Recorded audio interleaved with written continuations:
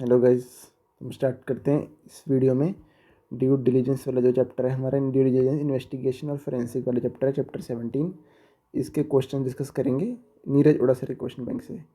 सनिंदा sir से नहीं कर रहे, वो हमने रीज़न पिछली वीडियो में बता दिया था जिसमें हमने डिस्कस किए थे पीएससी और क्वेश्चन। ठीक है, अभी हम करते हैं इस पर स्टार्ट। क्वेश्चन काफ़ी हैं, स्पीड से करेंगे। Okay. CAY is employed with a leading private sector BDFP bank posted in Noida branch. Okay. One of the existing borrowers has approached bank with a proposal to sanction fresh term loan of 5 CR. Okay. Fresh term loan के लिए मतलब existing borrower ने बोला है कि fresh term loan चाहिए उसको 5 CR का, with commensurate increase in working capital credit facilities relating to expansion of its garment manufacturing unit. Okay. While performing due diligence, he notices that company was formed just 2 years ago and had a well term loan of 10 CR and cash credit facility of 5 CR respectively. Okay. Further ये wise ने क्या किया था, एक तरह से employed किया था, इसमें काम कर रहा था. ठीक है, बैंक के अंदर काम कर रहा था. ओके. हाँ, बैंक के पास बोरोवर आया, सीए काम कर रहा है बैंक के पास बोरोवर आया. बोरोवर ने बोला मेरी लिमिट बढ़ा दो. ठीक है, तो उसने फिर देखा कि जो एक तरह से जो बैंक कंपनी है, कंपनी बोरोवर है, एक तरह से बोरोवर ही कंपनी है जो आई है. ठीक है, तो उसने बोला 2 ईयर्स एगो उसने क्या लिया था, 2 ईयर्स एगो बनी थी कंपनी और उसने टर्म लोन लिया था 10 CR का. ठीक है, एंड कैश क्रेडिट फैसिलिटी ली थी 5 CR की. ठीक है, it sales have increase from 25 CR to 45 CR. Sales एक तरह से डबल, ऑलमोस्ट डबल हो गई हैं. It is generating cash profits and it is timely servicing its debts की पेमेंट भी हो रही है टाइमली. मतलब कंपनी में सब कुछ सही लग रहा है. ठीक है, borrower was earlier catering to domestic market, however now it is in the process of procuring export orders and working assiduously in this regard. ठीक है, the expansion plans are in with line development in area of marketing relating to export. ठीक है, however there are large number of units catering to domestic and export market of garments in Noida, Delhi and surrounding areas. There is also demand slump in biggest US market. मतलब demand एक तरह से गिर रही है. Slump का मतलब यही हुआ ना. हाँ, इस्लाम का मतलब यही है कि फॉर हैवीली एक तरह से डिमांड गिर रही है. Besides this the unit is family based and relies upon marketing skills of its main promoter. ठीक है, there is a lack of well paid qualified staff with the borrower to deal effectively with its customers both domestic as well as foreign. मतलब एक तरह से marketing को depend करता है obviously. And lack of well paid qualified staff की कमी है. ठीक है, जो डील कर सके कस्टमर से domestic as well as foreign से. ठीक है, he start jotting down and elaborating work points, identifying what he is trying to do as part of due diligence. तो बताओ ये क्या करना चाह रहा है ड्यू डिलीजेंस का, कौन सा पार्ट करना चाह रहा है ये. चलिए गाइस, इसका आंसर पढ़ते हैं. इसका आंसर ना, एक्चुअली मैं इसलिए वीडियो पॉज की थी, मैं देख रहा था कि क्वेश्चन है कहाँ से टॉपिक से. तो एक्चुअली है ड्यू डिलीजेंस से ये, बट उन्होंने ना मतलब ठीक है, अब आंसर उन्होंने अपनी तरफ से लिखा है, बट इतना डिटेल में कहीं ऐसा टॉपिक में कुछ दे नहीं रखा कि स्वॉट एनालिसिस के बारे में ज़्यादा लिखा हो. पर ठीक है, आंसर भी छोटा सा ही है, कोई नहीं, आंसर इसी से पढ़ लेते हैं. अगर क्वेश्चन आया तो वेल एंड गुड, नहीं तो कोई बात नहीं, हमें नॉलेज मिल रही है. तो पढ़ते हैं. आइडेंटिफाई ये था ना, identify what he is trying to do as part of due diligence. वो क्या करना चाह रहा था, क्या पता करना चाह रहा था वो, जैसे अलग अलग इन्फॉर्मेशन ले रहा था ना. तो उससे हमें क्या पता चल रहा कि as part of due diligence exercise he is performing स्वॉट analysis of the borrower. He is making analysis of strengths, weaknesses, opportunities and threats pertaining to the borrower. ठीक है, features such as rise in sales, generation of cash profits and timely service of debts represent borrower strengths. Obviously तो हमें लगा था अच्छी बातें हैं. Lack of well-paid qualified staff to deal effectively with its domestic and foreign customers is an area of weakness. ये भी हमें समझ आ गया था कि यहाँ पे कुछ मतलब कमी है उनके पास, कंपनी के पास. Entering into export market presents opportunity for borrower and presence of large number of competitors and demand slump in US market reflect threats. तो यहाँ पे इन्होंने थ्रेट्स और स्ट्रेंथ्स वीकनेस तो बताई, अपॉर्चुनिटीज़ तो नहीं बताई, बिकॉज अपॉर्चुनिटी हमें भी कोई ऐसी मिली नहीं थी कि ऐसा हो कि कोई मार्केट हो जो कंपनी नहीं जाना चाहती, मतलब एक तरह से नई मार्केट में कंपनी एंटर करना चाहती है, तो ऐसा कुछ पढ़ा नहीं हमने. ठीक है, तो ये होगा क्वेश्चन खत्म. अगले क्वेश्चन पे चलते हैं. Sri Rajan is above 80 years old and wishes to sell his proprietary business of manufacture of specialty chemicals. Seta Limited wants to buy the business and appoints you to carry out a due diligence audit to decide whether it would be worthwhile to acquire the business. Okay, what procedure you would adopt before you could render any advice to Seta Limited. Okay, आगे question क्या है, discuss the areas which you will cover in your review. Question पूरा पढ़ते हैं. German company engage in the business of manufacturing and distribution of industrial gases in interested in acquiring a listed Indian company. Okay, German company Indian company acquire करना चाहती है, having a market share of more than 65% of industrial gas business in India. Request you to conduct due diligence. Okay, and submit your report. As due diligence auditor, discuss the key areas you will cover in your report. Okay, क्या क्या cover करोगे आप due diligence report के अंदर, ठीक है जी। Yes guys, तो इसमें इन्होंने प्रोसेस दिए हैं पूरे फाइनेंशियल ड्यू डिलिजेंस है ना, जो ICAI की बुक में उन्होंने एक ही ड्यू डिलिजेंस है जिसका पूरा प्रोसेस दिया हुआ है, वो है financial due diligence.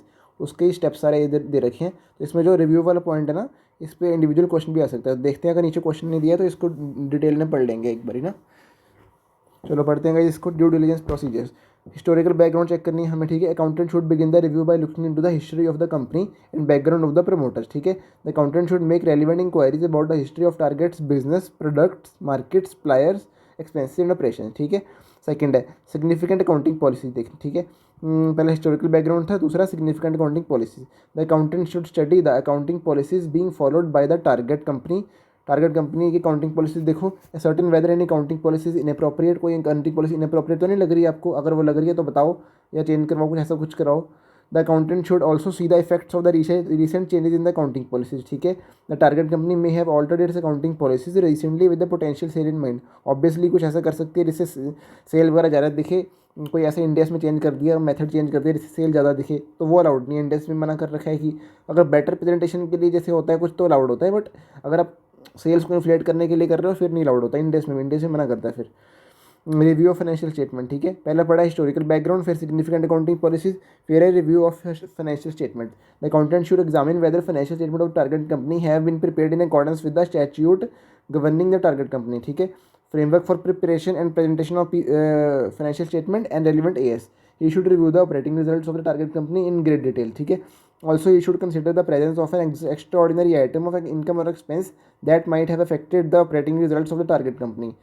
It is important that the trading results for the past 4 to 5 years are compared and a trend of normal operating profit arrived at, ठीक है। ये कर लिया हमने, 3 स्टेप हो गए हमारे। पहला हो गया हमारा हिस्टोरिकल बैकग्राउंड, फिर significant accounting policy, review of financial statement, ठीक है।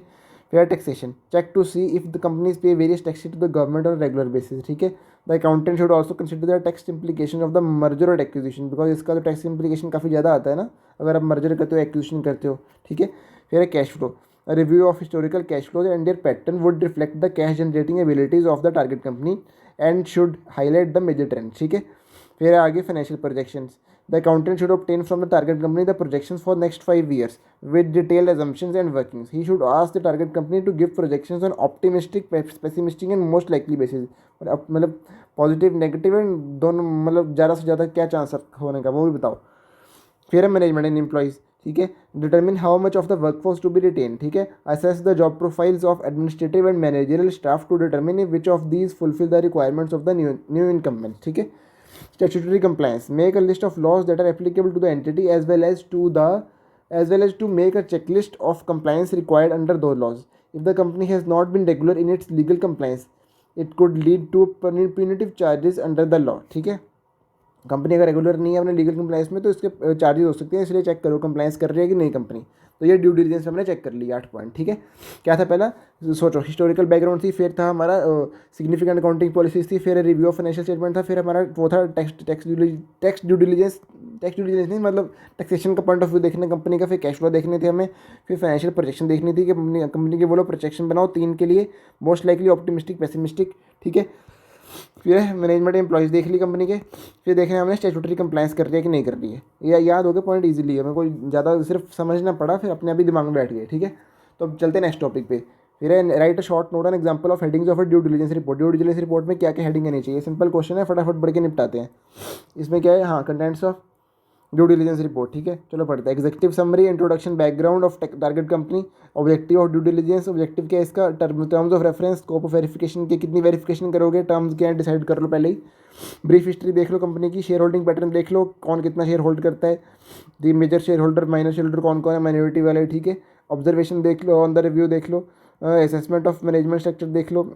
एक मिनट, सारे रेज क्यों हो गया, ऐसे अच्छा नहीं लग रहा। हाँ, ऑब्जर्वेशन देख लो, assessment of management structure, assessment of financial ability, assessment of valuation of assets, comments on the properties, terms of leases, lien and encumbrances, ठीक है। Assessment of operating result, assessment of taxation and statutory liabilities, assessment of possible liabilities on account of litigation and legal proceeding against the company, assessment of net worth and interlocking investments and financial obligation with group associate और companies, amount receivable subject to litigation, any other likely liability which is not provided for in books of accounts, फिर है SWOT analysis, फिर comments on future projection, फिर status of charges, liens, mortgages, assets and properties of the company, suggestion on ways and means including affidavits, indemnities to be executed to cover unforeseen and undirected contingent liabilities. Okay, तो कितना हो गया, last point बचा हमारा, suggestion on various aspects to be taken care of before and after the propose merger and acquisition. ठीक है, aspects क्या क्या तुम्हें ध्यान में रखने हैं. बस हो गया ख़त्म हमारा ड्यू डिलिजेंस रिपोर्ट में क्या कहना चाहिए. ये और 2-3 बार और पढ़ो, ख़त्म. कोई प्रेशर लेने की बात नहीं है. 6-7-8-10 पॉइंट याद करो, इजीली आगे बढ़ो. फिर आगे question 4, KD bank limited received an application from a pharmaceutical company for take over of their outstanding term loans secured on its assets. Okay, availed from an outstanding with a nationalised bank. ठीक है, KD bank limited requires you to make a due diligence audit in the areas of assets of pharmaceutical company specially with reference to valuation और aspect of assets. Okay, state what may be your areas of analysis in order to ensure that the assets are not overstated or overvalued amount. ठीक है, इसका भी अलग से question बनता है. एक हिडन लाइबिलिटीज पे क्वेश्चन बनता है और एक ओवरवैल्यूड एसेट्स पे क्वेश्चन बनता है. ठीक है, इसमें ये नीचे क्या लिखा है, यही लिखा है कि assets of overvalued, list down the areas of due diligence exercise to find out overvalued assets. Overvalued asset कैसे पता करोगे तुम. ठीक है, इसके लिए तुम्हें बताओ स्टेप्स क्या है. तो पढ़ते हैं. Regularly overvalued assets, the auditor shall have to specifically examine the following areas. क्या क्या है, अनकोलेक्टेड रिसीवेबल कोई है क्या, पता करो. मतलब रिसीवेबल अगर कोई आने वाले हैं और तुमने शो नहीं किए तो एक तरह से अनकोलेक्टेबल रिसीव, मतलब एक तरह से रिसीवेबल, सॉरी अनकोलेक्टेबल, मतलब रिसीवेबल आने वाले ही नहीं हैं पर तुमने दिखा रखी हैं. भाई उसको बैड डेट डिक्लेयर करो ना. रिसीवेबल तुम्हारे बैड डेट डिक्लेयर हो चुके हैं तो उनको बैड डेट दिखाओ, एसेट से कम करो, एसेट ओवरवैल्यू कर रखे हैं. फिर है absolute slow non moving inventories और इन्वेंट्रीज वैल्यूड अबव एनआरवी और huge inventories of packing materials. ये सब तो ये है कि फेक इन्वेंट्री दिखा रखी है, कोई इन्वेंट्रीज का मतलब ही नहीं है इनको तो. ठीक है, इनको भी चेक करो. ठीक है, फिर विद नेम ऑफ, फिर under user obsolete plant and machinery and their spares asset values which have been impaired due to sudden fall in market value. ठीक है, ये सब चेक करो बिकॉज इससे एसेट ओवर वैल्यू तो दिख रही है. प्लांट एंड मशीनरी खत्म हो चुकी है वैल्यू, फिर भी दिखा रखी है आपने. स्पेयर्स तो वो भी खत्म हो चुकी है, कोई काम की नहीं है. मशीनरी नहीं रही काम की तो स्पेयर्स भी काम कर नहीं रहे, तो स्पेयर्स को भी हटाओ. नहीं हटाया तो ओवर वैल्यू कर रखी है एसेट. फिर है इम्पेयर्ड हो सकी है, एसेट इम्पेयर हो रखी है, मार्केट वैल्यू से वैल्यू गिर चुकी है बट फिर भी आपने दिखा रखी है फुल वैल्यू पे, तो इम्पेयर करो ना उनको, ओवर वैल्यू कर रखी हैं. ठीक है, पहला हो गया अनकोलेक्टेबल रिसीवेबल, जो मतलब जो बैड डेट हो सके हैं फिर भी आपने दिखा रखे हैं. ठीक है, फिर है ऑब्सोल्यूट और नॉन मूविंग इन्वेंट्रीज के बारे में बात हुई है. फिर है प्लांट मशीनरी के बारे में बात हुई है. ठीक है, फिर चलते हैं assets carry that much more than current market value due to capitalisation of expenditure, foreign exchange fluctuation और capitalisation of expenditure and mainly in the nature of revenue. ठीक है, मतलब जैसे अगर आपने होता है ना, हम डेप्रेशन क्लेम करते हैं फॉरेक्स वगैरह का, अगर एक तरह से लॉस हो जाए तो उसको कॉस्ट में ऐड कर देते हैं, डेप्रेशन क्लेम करते रहते हैं. ठीक है, तो वो चीज़ अगर आपने कर रखी है तो ऑब्वियसली अपने हो सकता है कि उसकी वैल्यू गिर चुकी है एसेट की, बाद में वही वाला सीन हो गया कि वैल्यू गिर चुकी है बट आपने फिर भी एसेट को चढ़ा रखा ऊपर पे. उसको कम करना चाहिए आपको, इम्पेयर करना चाहिए. अगर एक तरह से इम्पेयरमेंट उस पर लग रही है, नहीं तो मतलब एक तरह से उसकी वैल्यू डिक्लाइन हो रही है तो उसको हटा देना चाहिए. ठीक है, ये हो गया 4 पॉइंट. पहला था रिसीवेबल, फिर इन्वेंट्री, फिर प्लांट एंड मशीनरी, फिर है वही एसेट्स वाला सिंपली कि मोर देन करंट मार्केट वैल्यू. फिर लिटिगेशन एसेट एंड प्रॉपर्टी, मतलब जो लिटिगेशन में फंसे हुए हैं, मतलब पॉसिबिलिटी है कि आपके हाथ से जा सकते हैं वो. ठीक है, वो भी दिखाओ, मतलब उनके बारे में चेक करो. Investment candidate cost through realisable values, दो रियलाइजेबल वैल्यूज मच लोअर, वही इन्वेस्टमेंट कॉस्ट पे दिखा रखी हैं बट मतलब एक तरह से शेयर मार्केट में तुमने किसी कंपनी पैसा लगा रखा है, कॉस्ट पे दिखा रखा है. भाई वैल्यू इसकी, वोडाफोन तुमने समझ लो 50 रुपये पे लिया था, अभी 10 रुपये 15 रुपये पे चल रहा है, तो ऑब्वियसली वैल्यू तो गिरी है ना. दिखाओ उसको माइनस करके. एग्जाम्पल दिया, मतलब एग्जैक्ट ट्रीटमेंट तो मुझे भी नहीं ऐसे पता कि क्या करना होगा, बस एग्जाम्पल दिए मैंने. ठीक है, फिर है इन्वेस्टमेंट कैरिंग, ये तो हो गया. Carrying very low rate of return. ठीक है, ये भी दिखाओ, ये भी पता करो, मतलब ड्यू डिलिजेंस से पता करेगा ऑडिटर.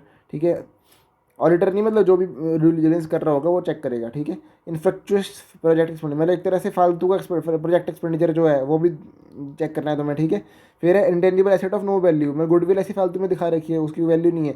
फिर है group company balances under reconciliation. ठीक है, ये भी चेक करो. ठीक है, ये थोड़ी इंटरहेड एडजस्टमेंट वाली बात होगी, इसको चाहे छोड़ दो, बाकी पॉइंट 2-3 बार और पढ़ लो, खत्म, याद हो गई, आगे बढ़ो. फिर है डिफरेंस बिटवीन ड्यू डिलिजेंस और ड्यू डिलिजेंस का मतलब कि audit is an independence examination and evaluation of the financial statement on an organisation with the view to express an opinion thereon. Due diligence refers to an examination of a potential investment to confirm all material facts of the prospective business opportunity. It involves review of financial and non-financial records as deemed relevant and material. It aims to take care that a reasonable person should take before entering into an agreement or a transaction with another party. ठीक है, ये होगा difference, खत्म। बस वही है कि potential investment को आप इसमें पता करते हो और इसमें तो अगर इंडिपेंडेंट एग्जामिनेशन करते हो फाइनेंशियल स्टेटमेंट की। ठीक है, 5 क्वेश्चन हमारे कवर हो गए, थोड़ी सी ब्रेक लेते हैं, फिर करते हैं 6 क्वेश्चन से स्टार्ट। चलो गाइज करते हैं 6 क्वेश्चन से continue. PB limited enter into a deal with SV limited. PB ने एंटर की डील में एसवी लिमिटेड के साथ। ठीक है जी, for buying its business of manufacturing wooden products goods. PB limited has appointed your firm for conducting due diligence review, okay, and they want to know the cash generating abilities of SV. SV का due diligence करने के लिए हमें appoint किया गया। ठीक है, what important points you will check in order to ensure that manufacturing unit of SV limited will be able to meet the cash requirements internally. Okay जी, तो इसका आंसर पढ़ते हैं। In order to ensure that the manufacturing unit of SV Limited will be able to meet the cash requirement internally, one is required to verify। ये पता कौन सा point लग रहा है मुझे, ये इसी का पार्ट है जो हमने ऊपर पढ़ा ना अभी, ये वाले पॉइंट में ऊपर था हमारा स्टेप्स आए थे ना, इसमें हाँ कैश फ्लोज पढ़े थे, तो इसका डिटेल वाला पॉइंट है, ICA ने मॉड्यूल में दे रखा है, तो उसी का इन्होंने क्वेश्चन बना दिया, ICA ने पूछा है। ठीक है, पढ़ते फटाफट। तो is the company able to honour its commitment to trade payables, मतलब ट्रेड, जैसे हमने ऊपर पढ़ा था ट्रेड रिसीवेबल का पॉइंट पढ़ा था एक, तो इसमें ट्रेड मतलब उसने पढ़ा था ना कि ओवर वैल्यू एसेट में देखा था हमने ट्रेड रिसीवेबल का, तो यहाँ पे देखना है कि कैश फ्लोज में कि ट्रेड पेबल को पेमेंट हो रही है, तो मतलब कैश रिक्वायरमेंट इंटरनली चेक करने के लिए कि वो मीट हो रही है कि नहीं, उसके लिए हम चेक करेंगे कि ट्रेड पेबल की मतलब एक तरह से जो बिल्स पेबल्स हो रहे हैं, कोई क्रेडिटर्स हैं, उनकी पेमेंट हो रही है टाइमली, सॉरी इन्होंने टाइमली उसको नहीं बोला क्रेडिटर्स को, मतलब to the banks, to the government and other stake holders बोला है। ठीक है, how well is the company able to convert trade receivable and inventory, मतलब ट्रेड रिसीवेबल्स और इन्वेंट्री से कितना पैसा, मतलब कितने दिन में पैसा जल्दी आ रहा है। ठीक है, और ऐसा तो नहीं है कि डेटर्स वगैरह से पैसा ही बड़े बड़े लेट बाद आ रहा है, मतलब कंपनी की क्रेडिबिलिटी इतनी ख़राब है कि बंदे पैसे ही नहीं देना चाह रहे, मतलब ऐसे ही कस्टमर है कंपनी के, कस्टमर बेस अच्छा नहीं है, बस सिंपल ये समझो। How well the company deployed its fund, मतलब इंटरेस्ट रेट जहाँ पे भी डिप्लॉय करती है, इन्वेस्ट करती है, तो वहाँ पे कुछ इनकम अर्न भी करती है, नहीं बस जितना 100 रुपया इन्वेस्ट किया तो बस 100 का 101 ही बना, 110 या 120 कुछ तो बनना चाहिए ना, रिटर्न तो अच्छी आनी चाहिए ना। ठीक है, are there any funds lying idle और is the company able to reap maximum benefits out of the available fund. ठीक है, मतलब कोई फंड्स आइडल तो नहीं पड़े हैं। ठीक है, मतलब मैक्सिमम बेनिफिट लिया जा रहा है फंड्स का, ऐसे तो नहीं FD में डाल रखे बस और कोई रेट ऑफ इंटरेस्ट नहीं आ रहा।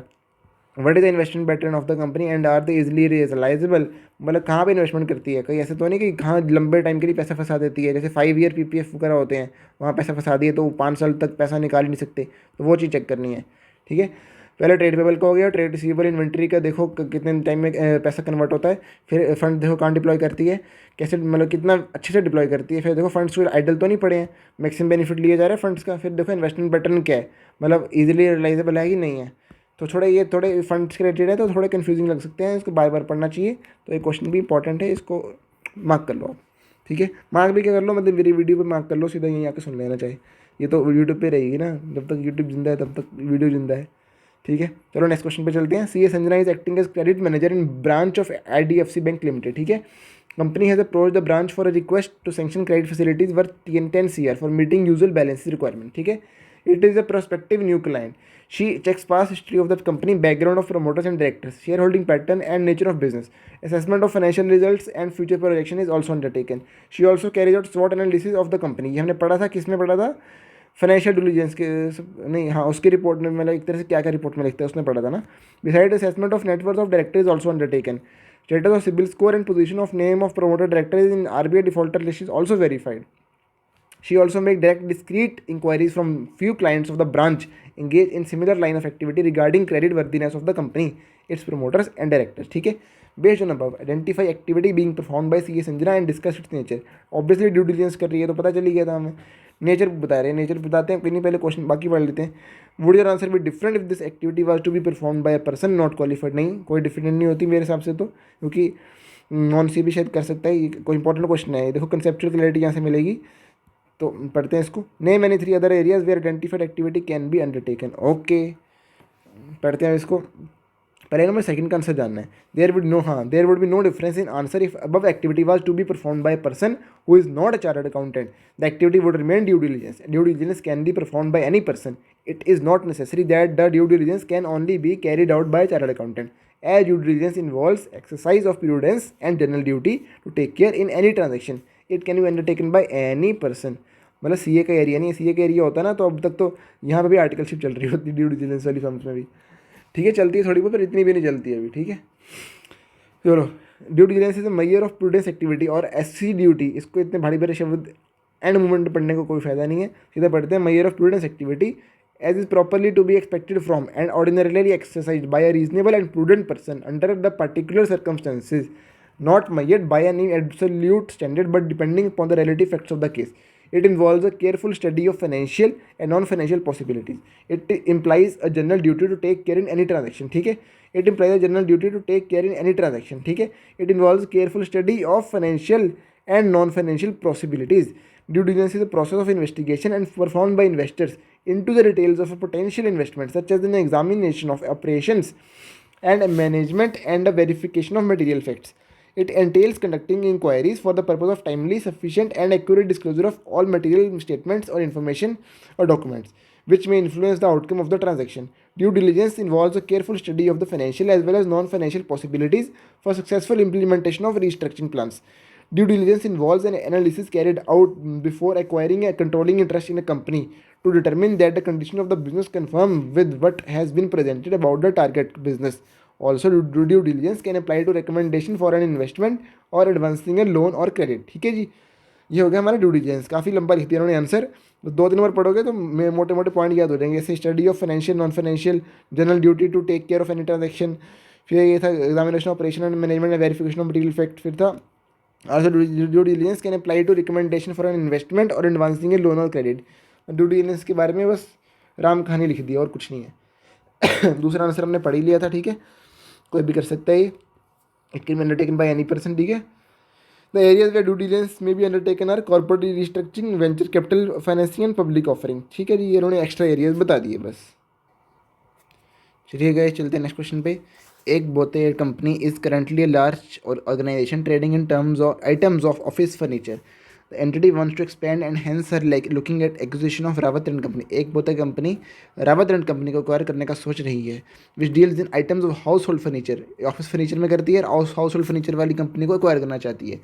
ये हायर करती है सीए को to conduct due diligence, hire करती है सीए को ड्यू डिलीजेंस करने के लिए, ठीक है जी। ड्यू डिलीजेंस करो भाई आरआर का, ठीक है। To consider whether there is the potential for additional value to be brought out to of the target company by improving its operational function and also whether there are serious operational risk about which the potential buyer should be concern. मतलब ये है कि कुछ बताओ additional value क्या मिलेगी मुझे और रिस्क से एडिशनल आ जाएंगे मेरे पास उसको एक्वायर करने के बाद, thereby allowing the buyer to consider aborting the deal और री नेगोशिएटिंग द प्राइस। मतलब अगर बेकार डील है तो और सस्ते में मिल जाए, बेकार कंपनी है तो, और अगर ज़्यादा बेकार है फिर डील ख़त्म करनी पड़े तो। Which of the due diligence review would be helpful to achieve the above objective. You are also required to briefly discuss the contents of the due diligence report. Okay तो क्वेश्चन अच्छा है, तो इस question क्योंकि अगर आपको समझ नहीं आया तो आप आंसर नहीं दे पाओगे, आंसर भी इसलिए दे पाओगे अगर आपने वो 7 तरह की ड्यू डिलिजेंस जो आईसीए ने दे रखी हैं, जिनको मैंने कैसे याद किया है मैं बताता हूँ। मैंने कैसे याद किया है, मैंने याद किया है इनको CAT फाइनेंशियली पेल गया, CAT फाइनेंशियली पेल गया मतलब PEL गया, ऐसे याद किया हुआ है मैंने, ठीक है। तो इससे 3 4 5 6 7 होगी। सी से कमर्शियल और ऑपरेशनल ड्यू डिलिजेंस, आई से हमारी है कौन सी वाली इंफॉर्मेशन सिस्टम ड्यू डिलिजेंस, फिर टी से हमारी टेक्स्ट ड्यू डिलिजेंस है, एफ से फाइनेंशियल ड्यू डिलिजेंस है ये, ठीक है। पी से है हमारी पी से कौन सी पर्सनल ड्यू डिलिजेंस, और ई से एनवायरमेंट ड्यू डिलिजेंस, और एल से है हमारी लीगल ड्यू डिलिजेंस। मेन जो हमारी एफ से है फाइनेंशियल ड्यू डिलिजेंस, जिसके बारे में हमने क्वेश्चन पढ़ लिया, और जो इसके बारे में भी क्वेश्चन हमारा दे रखा है ये है हमारी कमर्शियल और ऑपरेशनल ड्यू डिलिजेंस, ठीक है। 7 तरह की ड्यू डिलिजेंस है, इसका मीनिंग आपको पता होना चाहिए तभी ये फॉलो होगी इसमें, मतलब तभी आप लिख पाओगे। Is required to in confirm that the business plan provided is achievable with the existing facilities plus the capex outlined in the business plan, ठीक है। इन्होंने बहुत ही स्मॉल में लिखा है इसके बारे में, ऑपरेशन ड्यू डिलिजेंस के बारे में।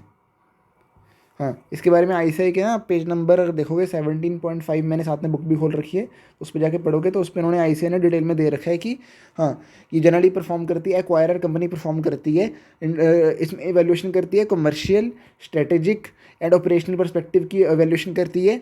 फॉर एग्जांपल एक तरह से उन्होंने एग्जांपल भी दिया कि ऑपरेशनल सिनर्जीज आएंगी कि नहीं, वही हमारा क्वेश्चन था ना कि मतलब ऑपरेशनल सिनर्जीज कोई आएंगी भी नहीं, एडिशनल वैल्यू ऐड होगी या रिस्क वगैरह भी आएंगे, सिनर्जीज वगैरह वही होगी ना कि साथ में काम करने से कोई फ़ायदा होगा नुकसान होगा क्या होगा, ठीक है। तो ये उसकी तरफ ही जा रहा है, कमर्शियल ऑपरेशन ड्यू डिलिजेंस। और बाकी content of due diligence report तो हमने पढ़ ही लिए थे, ऊपर इतने सारे पॉइंट थे, मतलब मैंने बोला था ना 7-8 पॉइंट याद कर लो बस, वही जो है।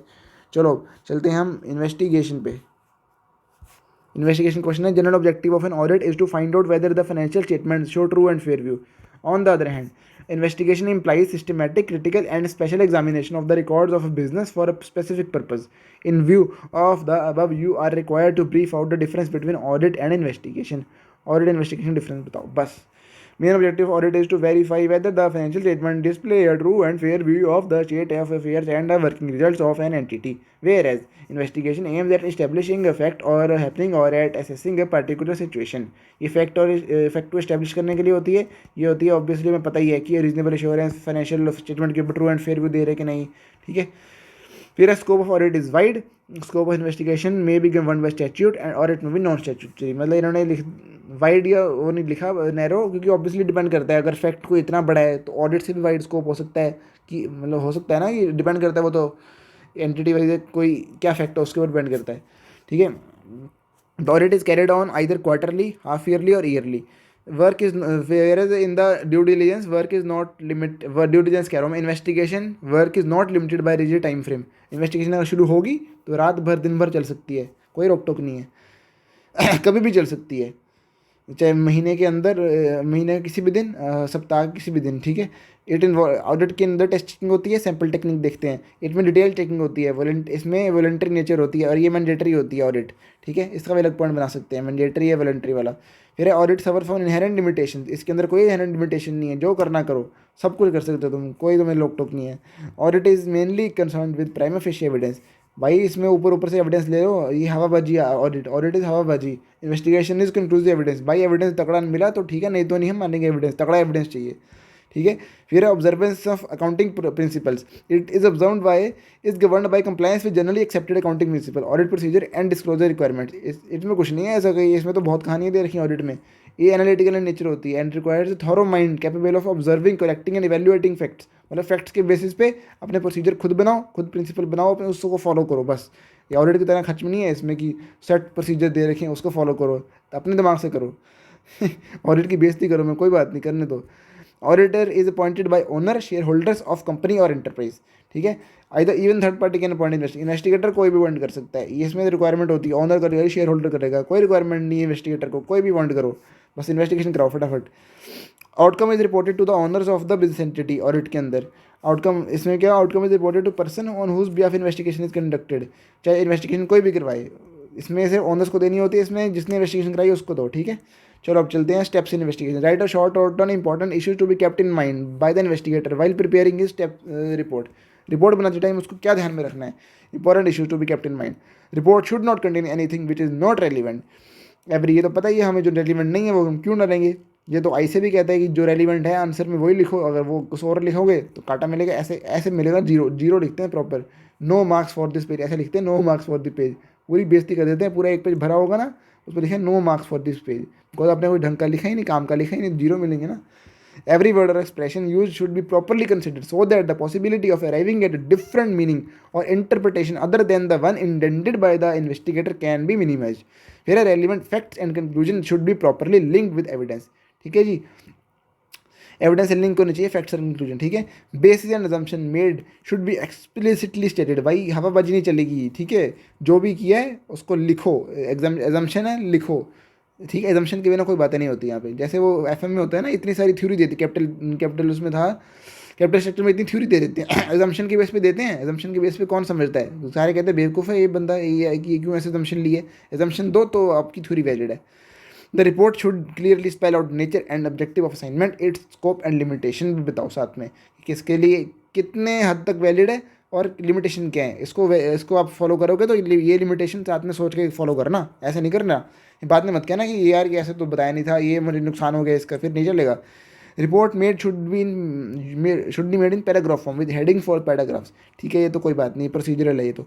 Report should also state restrictions और लिमिटेशन, ये तो मैं पढ़ ही लिया, limitation of scope. Opinion of the investigator should appear in final paragraph, ठीक है जी, ओपिनियन बाद में दे देंगे, कोई बात नहीं। चलो Milk Limited is engaged in the business of manufacturing and distribution of various milk products like cheese, curd, paneer. Government made certain changes in rules and challenges regulations relating to this sector. Consequently, management decided to go for expansion. Management was looking for some financial investor who can fund some part of the proposed expansion. Mr. X is interested in the venture and appoints you as to act as an advisor to propose investment in the business of Milk Limited. Okay, you have to investigate the audited financials of and ensure that the valuation of shares of the company and on the basis of audited financial statement is appropriate. Valuation shares की जो सही है कि नहीं है. What process will be use for checking and whether you can put reliance on already audited statement of accounts. भाई रिलायंस ही put करना होता फिर तो ऑडिट करा लेते, इन्वेस्टिगेशन क्यों करवा रहे हो तुम. ठीक है, चलो पढ़ते हैं आंसर इसका. Process use for checking and reliance on audited financial statements of accounts. ठीक है, following process may be carried out if the statements of accounts produced before the investigator were not audited by qualified accountant. Then of course there arises a natural duty to get the figures in the accounts properly checked and verified.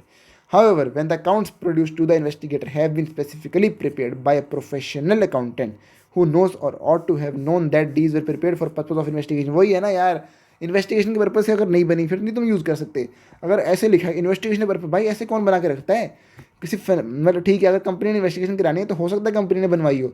ऐसे थोड़ी कोई यार तू investigation होनी है तो पहले ही बना के रख लिया, मतलब इन्वेस्टिगेशन नहीं भी होनी थी पहले ही बना ली इन्वेस्टिगेशन पर्पज, ऐसे थोड़ी होता है.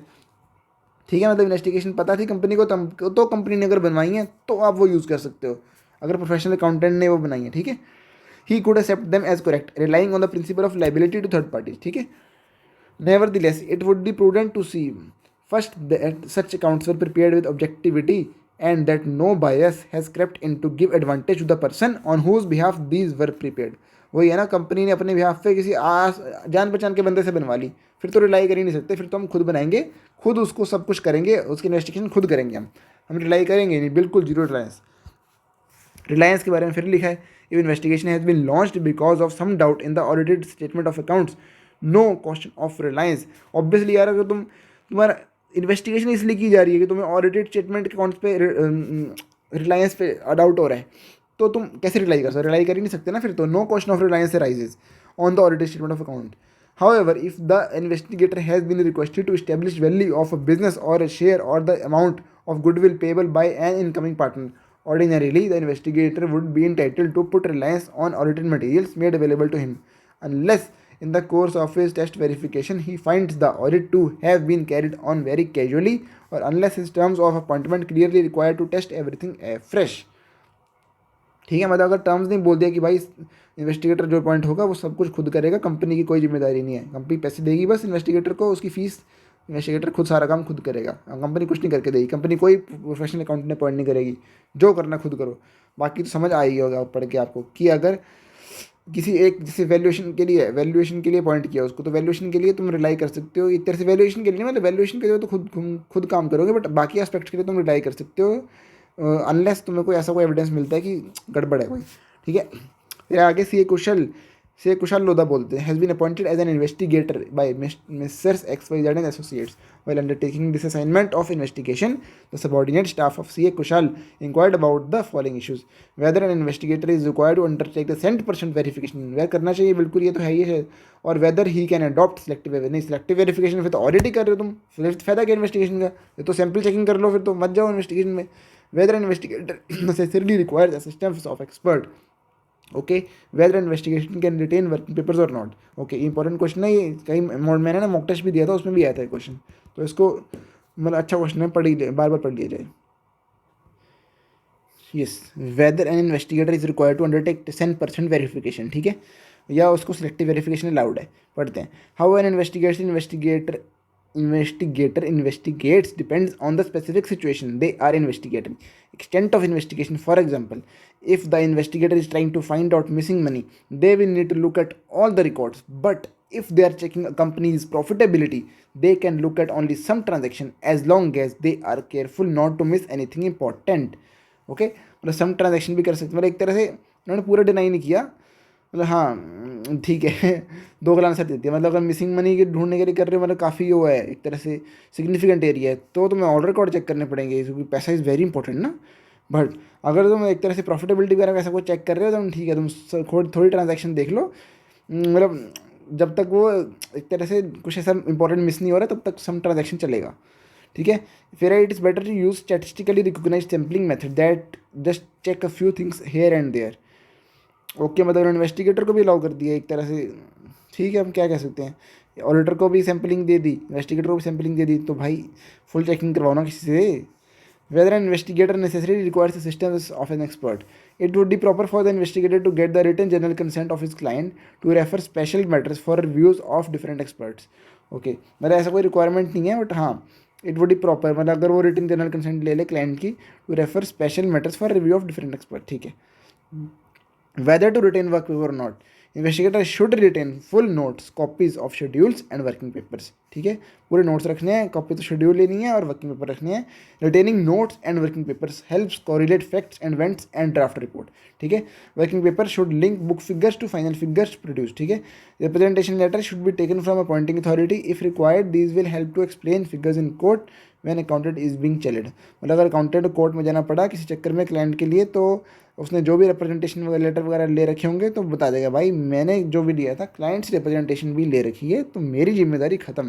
क्लाइंट गया फंसेगा, मैं कुछ नहीं जिम्मेदारी ले रहा, ठीक है। चलो जी, हो गया हमारा। थोड़ा इन्होंने मज़ा नहीं आया मतलब आंसर में, बट ठीक है, अब क्या कर सकते हैं, आंसर है तो है भी यही। ओह, चलो अब चलते हैं special aspects in connection with business investigations. LA Limited, who is one of the leading manufacturer of kids clothing, is interested to acquire B Limited.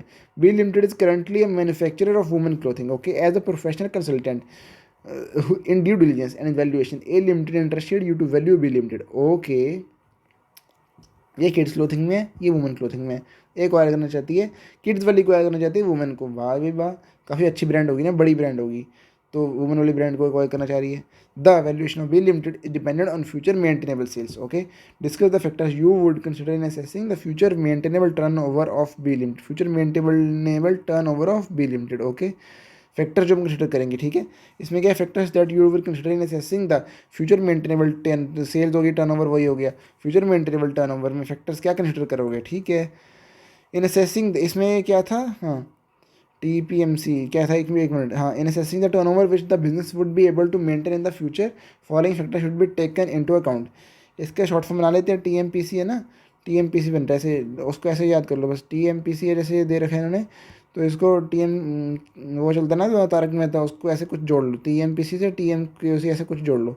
TMPC trend, marketability, political and economic considerations and competition, ठीक है। Whether in past sale have been increasingly consistently और they have been fluctuating, proper study of this phenomenon should be made, ठीक है। Is it possible to extend the sales into new markets और that these have been fully exploited, product wise estimation should be made. फिर है political and economic consideration, are the policies pursued by government likely to promote the extension of the market for goods to other countries, whether the sales in the home market are likely to increase or decrease as a result of various emerging economic trends, ठीक है। what is the likely effect on the business if other manufacturers enter the same field, वो ये ना अगर competition आ जाए तो क्या effect होगा तुम्हारे ऊपर, ठीक है। ये products would sell in the competition are placed on the market at cheaper price, is the demand for comparative products increasing, is the company share in the total trade constant और has it been fluctuating, ठीक है जी। मतलब एक तरह से total trade अगर competition में जो हो रहा है उसमें कंपनी का शेयर कितना रह रहा है, मतलब ज़्यादा प्लस माइनस तो नहीं हो रहा। मतलब समझ लो 10,000 प्रोडक्ट कंपनी के पहले बिकते थे, बट कंपटीशन आने के बाद कंपनी के सीधे 2,000 बिकने शुरू हो गए, मतलब कंपटीटर अच्छा प्रोडक्ट दे रहा है तो गड़बड़ है कुछ तो, मतलब तो ये चेक करना है, ठीक है। फिर आगे 14 question, Namo limited wants to acquire a unit of Siddha limited. Namo wants to acquire Siddha limited, ठीक है।